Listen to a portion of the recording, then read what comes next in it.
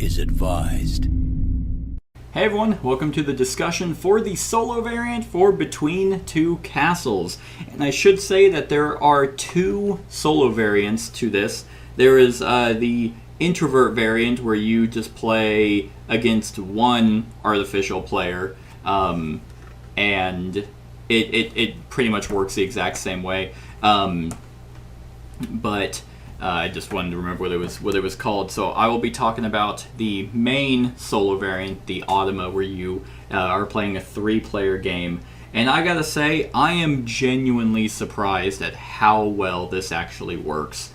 For a game like Between Two Castles, where a lot of it is intricacies between you and the other players, where you both are trying to make the best castles that you can, so you're making those decisions, and it's just like, you're like, we really need an outdoor here, but they want an outdoor for their other castle, but they don't want to. You're trying to kind of negotiate, because, like, the best castle, like, if you have one that scores 100 points and you have another one that scores 3, your final score is 3, so it's a fine balance. And to try to replicate that in a solo game, I was like, come on, like, really, who the hell is gonna try that, or how is that even gonna work? And it surprisingly does. Like wow, I'm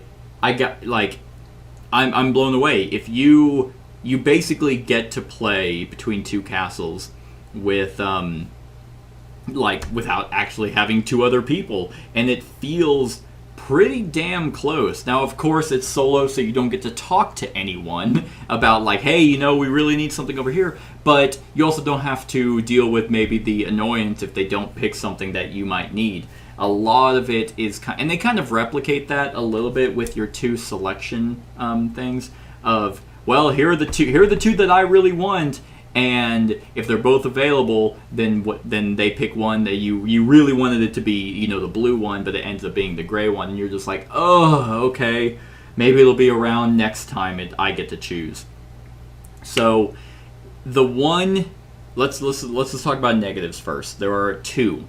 The rulebook is weirdly complicated. I don't understand why they almost just, laissez-faire, just whatever, what is it, or it's not laissez, no, it's c'est la vie, or is it whatever the French phrase is for, they just don't describe a lot of stuff. Like, it's just kind of like you're reading it and you're setting it up and you're like, what?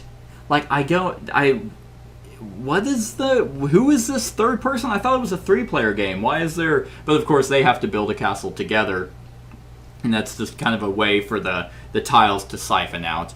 And it was just weird, like, learning the solo variant. I was like, it just feels like they omitted a lot of stuff that it was actually kind of annoying, because you almost have to be like, wait, so, okay, what are these? Okay, this 0 means what he doesn't have. Okay, so then you look at the shared hand, and you're like, all right, he doesn't have these 3 things. Great. That's the tiebreaker. Then you just kind of go down. Okay, are any of those his favorites? Yes, 2 of those are. Okay, then you do the tiebreaker, and you just count 1, 2, 3, 4, 5. This is the one he takes. It is pretty straightforward once you finally get it into practice. However, I just think the rulebook for the solo variant is actually just pretty bad. The second thing is you have these two castles that you pick, and whenever you have the shared hand of 9, you look at them and you're like, okay, it's Lynx's turn. Like, you initially are thinking, oh, am I picking for both of these? And you're not. You're really kind of actually playing a game, like a 3-player game, like as if you're actually like looking at a hand of 9, because the shared hand is for everyone. And the reason why there are 3 separate, it's to replicate that each player would have their own hand, And so then you're like, okay, well, we're going for this over here just by how we're building. There's this is really great option here, and a secondary option. And whenever it's just, you pick those before you flip, and you're like, oh, it's a secondary option. Like, that sucks, because I didn't really want that. This was the best one I wanted. So why you can't really ever, it is a little bit of chance. Granted, it's a 50-50 chance that he's gonna get something. So sometimes, or almost always, there's some good option. Of course, there are more optimal options, and you're like, okay, I want that to be this one. I hope you pick this. And if you pick this one, I won't be as upset. Then you flip it, and you're like, oh yes, it's the blue one. Awesome, that's the one we need. That's the perfect for this strategy. And then if it's the gray one, you're like, okay, well, I can still make that work. And I gotta say, they do a fantastic job with their turn order and whose turn is it. Just these two cards make it so much easier, because if for some way, because of their shitty rulebook, you're like, wait, like you might mess up. You can look at it and be like, okay, we're in hand 1. Whose turn is it right now? Lynx. Okay, there should be 7 tiles. 1, 2, 3, 4, 5, 6. Okay, there's 8.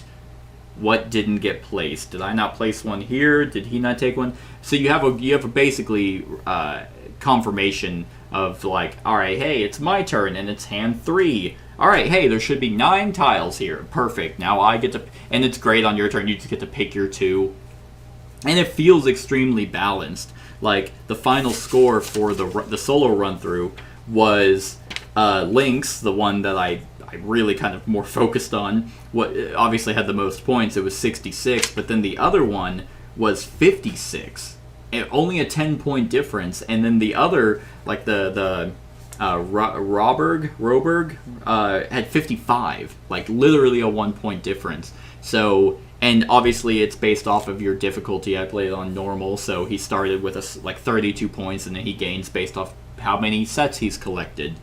I am just very, because I was just like, this solo variant's just not gonna work. It's gonna be weirdly complex and just completely miss the ballpark of what Between Two Castles is all about. Because if you haven't seen my discussion for Between Two Castles and my run through for it, definitely go check that out. But I think very, very highly of this game. I absolutely love it, and I'm like, I mean, yeah, it's trying to doing the semi-cooperative kind of thing without it really being a semi-co-op. Just has that perfect balance, and I'm like, you totally miss that in the solo.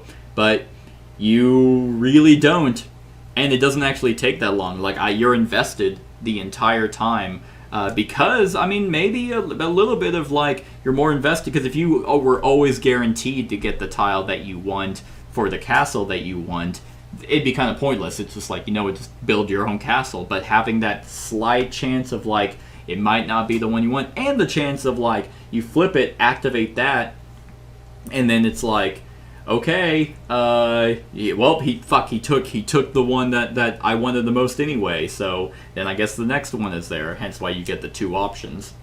So you still get all bonuses like normal, the secrets and like all the tile placement is all the exact same. Like you have the Automa, really the Roberg is just for throwing a wrench in things for the tiles that you're picking, as well as that's just gonna be points. And what's cool is the final scoring. Not really how it's done. It's just kind of like, hey, if he has all of them, he gets 19 points. If he has, say, he gets this. If he has, if he has 5, tiles or more, he'll have, he just kind of generically gains points. However, I like that it's not you 3 versus him. It's still, these are Lynx and Rex. Is that a play? No. I was like, is that a play on Rhett and Link? Is that supposed to be from The Good Mythical Morning? No. There's no way, unless they're weirdly fans of that show. But anyway, they're considered players. So if, like, for example, if I got 54 points here, then, like, it would have been, who would it have been? Because that would have been my lowest points. It would have been between, there would have been a tiebreaker between these two, because that would have been your lowest one. So they can actually win. You can lose to, there's 2 Automa players, so you can still lose to them like a regular thing. So yeah, I mean, the expansion, you get the solo variant only in the expansion. If you don't want to control and manage 2 people, they do have the introvert variant, where It's this you against the artificial player, Roberg. Yeah, you build a separate unshared castle, which is actually a variant that comes in the game anyway, or the expansion where everyone's building their own castle and not sharing with one another. So it's basically a solo variant of that. This one is the one I very much wanted to focus on. But yeah, it works extremely well. So what if you want to know my thoughts on the expansion itself of what it brings, then definitely go check out the discussion for that. But yeah, I think honestly, I'm gonna give the solo variant for Between Two Castles a 9 out of 10. I am extremely surprised. I still am not a huge fan, just because I like to have total control of the two. It can be a little bit annoying.